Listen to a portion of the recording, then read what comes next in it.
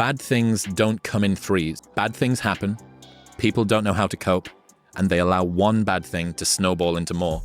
Bad stuff sucks. The only thing worse is letting one bad thing ruin many good things. I'm glad you found that one. That was one on that list of things that, quotes I wish had gone more viral. Girlfriend breaks up with you. Okay, then you go into work and you sulk because you're distracted, and then you don't do the same level of effort and you're not enthusiastic. And then all of a sudden your work suffers and you get put on a PIP or you get fired. And then now you're fired and you don't have a girlfriend, and then you start gaining weight and you stop going to the gym.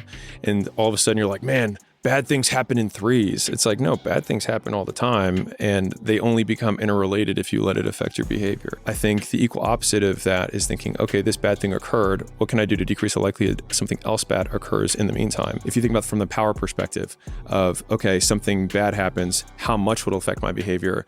Well, the person who's indestructible would have something terrible happen and then nothing would change. And I love that. Or they'd get better. Exactly, yeah. That's anti-fragility, right?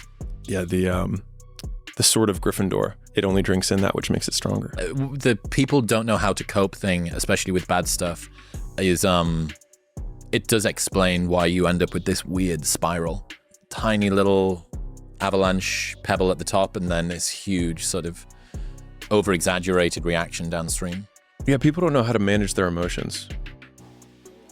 I think the more, at least for me, the more I've tried to create space between how I feel and what I do, the more consistent my outcomes have been. What do you mean? So if I need to create content and I'm not feeling it, or I'm feeling tired, or things like that, the more times I give into that excuse or that feeling, more superstitious I become about doing it in the future.